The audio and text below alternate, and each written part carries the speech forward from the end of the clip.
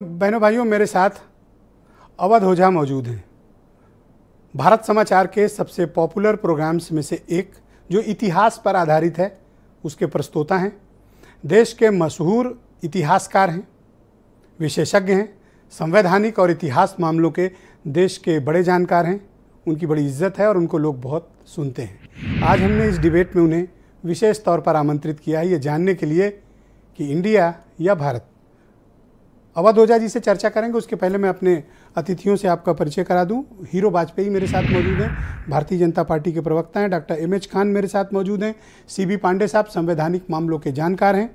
Doctor सुधा मिश्रा उत्तर प्रदेश में कांग्रेस की प्रवक्ता हैं। सुनील साजन समाजवादी पार्टी के प्रवक्ता हैं और वीरेंद्र सिंह जी हमारे स्टेट हेड। आप सबका बहुत शुक्रिया और धन्यवाद आज की परिचर्चा का हिस्सा बनने के लिए। मैं उम्मीद करता हूँ कि आज कुछ बेहतरीन कंटेंट डिबेट के जरिए हम लोग निकालने में कामयाब होंगे। अवध ओझा जी, आपका बहुत शुक्रिया और धन्यवाद आपका हमारे साथ जुड़ने के लिए।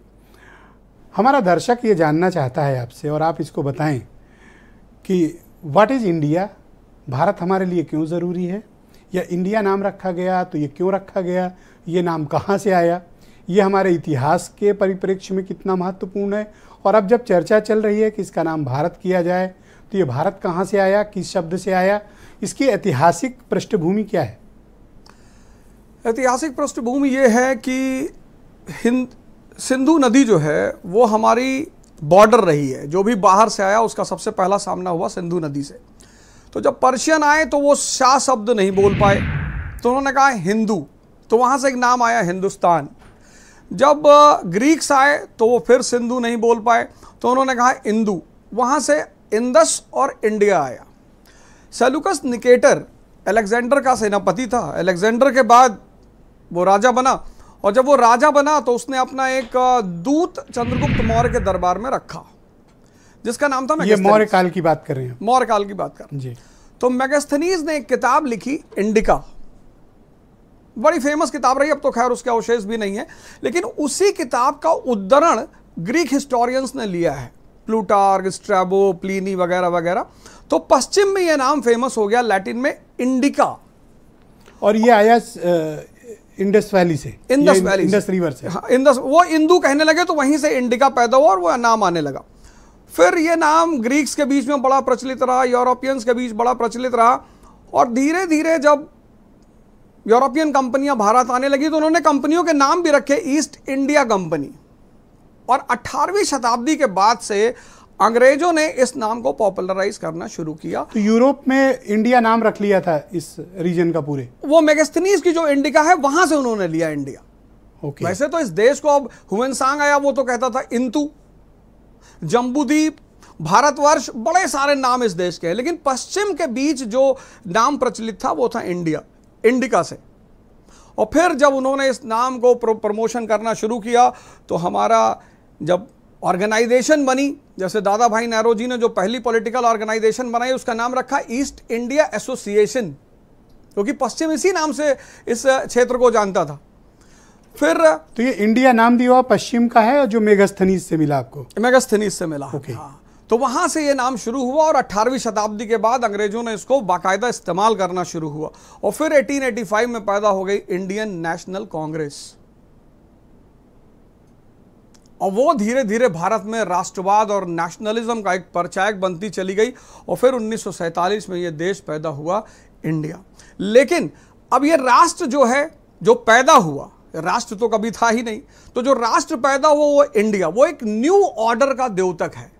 जैसे पूरी दुनिया न्यू ऑर्डर और ओल्ड ऑर्डर, तो न्यू ऑर्डर, नया भारत, नया देश, वो इंडिया है।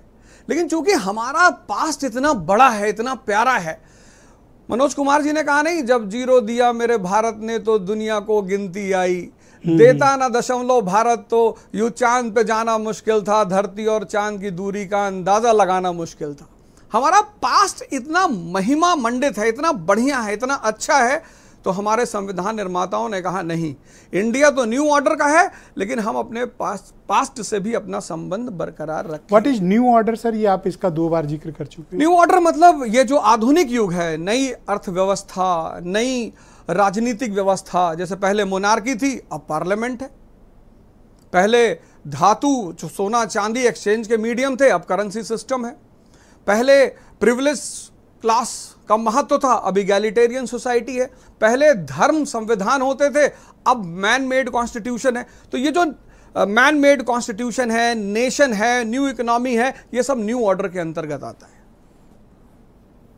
तो अब आप में से एक भी जानना चाहता हूं, इस देश का आधिकारिक नाम रिपब्लिक ऑफ इंडिया है? Republic of India. दुनिया के दूसरे मुल्कों में या अंतर्राष्ट्रीय संस्थाओं में हम इसी नाम का उपयोग करते हैं? बिल्कुल इसी नाम का। तो हम इसको कैसे बदल सकते हैं? इसका प्रोसीजर क्या है?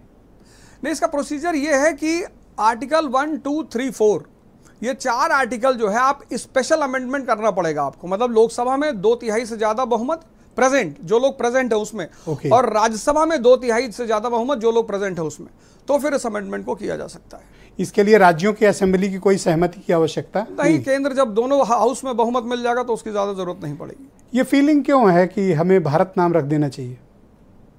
फीलिंग भारत का नाम ये क्या मतलब फीलिंग क्या देता है? एक पूर्व के गौरव का और आगे के उद्देश्य का। पूर्व का गौरव, मैंने कहा ना कि वो जब 0 दिया मेरे भारत ने, तो भारत ने तो 0 दिया, तो अब इंडिया क्या क्या दे रहा है। अलीसा चिनाई ने भी बड़ा इसका महिमा मंडन किया, इंडिया का बस दिल चाहिए एक मेड इन इंडिया। तो पास्ट, इसीलिए जो हमारे संविधान निर्माता थे उन्होंने बड़ा अच्छा काम किया था कि इंडिया भी रखा और भारत भी रखा। अब सरकार इस पे क्या विचार कर रही है, भारत को रखने के पीछे उसका क्या, मेरे ख्याल से जहां तक मुझे ऐसा प्रतीत होता है कि वो भारत रखकर भारत को फिर से एक महान और चक्रवर्ती देश की जो अवधारणा थी उसको आगे बढ़ाना चाहते हैं। उसको आगे बढ़ाना चाहते हैं। इसमें कुछ तकनीकी समस्याएं भी आएंगी जब आप नाम भारत करेंगे तो? बिल्कुल आएंगी, बहुत सारी आएंगी। अब पूरे दुनिया में हम इंडिया के नाम से ही जाने जाते हैं। हमारा पासपोर्ट रिपब्लिक ऑफ इंडिया लिखता है, स्टेट बैंक ऑफ इंडिया लिखता है, रिजर्व बैंक ऑफ इंडिया लिखता है, फिर पूरी दुनिया इंडिया के नाम से ही हमें जानती है। तो जब हम उस इंडिया को भारत करेंगे तो कहीं ना कहीं टेक्निकल बहुत सारी चुनौतियां खड़ी होंगी। दुनिया के कई देशों ने अपने नाम बदले, सिलोन, अगर हम भी बदल रहे हैं तो इसमें उनकी स्वीकार्यता में कितना वक्त लगा? हमने क्या सीखा उससे? नहीं, उनकी स्वीकार्यता चूंकि वो पास्ट के गौरव के नाम पर, अब सिलोन अंग्रेजों को द्वारा शुद्ध दिया हुआ नाम था, उन्होंने कर दिया श्रीलंका, बर्मा को कर दिया म्यांमार। तो कोई बहुत ज्यादा उसका सामाजिक स्वीकार्यता को लेकर नहीं पड़ा। लोग एक आत्म गौरवान्वित महसूस करते हैं। नाम एक बहुत बड़ी चीज होती है व्यक्ति के जीवन में, तो लोग एक गौरवान्वित महसूस करते हैं। जैसे यूपी और बिहार में अगर हम किसी को पीटर बुलाएं, क्या बुलाएं? पीटर। भाई यूपी बिहार का जो समाज है, अगर हम वहां किसी को पीटर बुलाएं, पीटर चौहान, पीटर शुक्ला और साइमन पांडे, तो इस तरह से लोग बड़ा आश्चर्य की नजर से देखेंगे। लेकिन जब हम अपना नाम, देशज नाम इस्तेमाल करते हैं तो उससे संस्कृति को बढ़ावा मिलता है और प्रासंगिकता को बढ़ावा मिलता है। बहुत सारे पहलू उसमें उभर कर सामने, और ऐसा संविधान संशोधन करके किया जा सकता है, आपका ये मत है? किया जा सकता है, बिल्कुल। और लाइट सर हमारे साथ जुड़े रहिएगा। हीरो वाजपेयी उत्तर प्रदेश में भारतीय जनता पार्टी के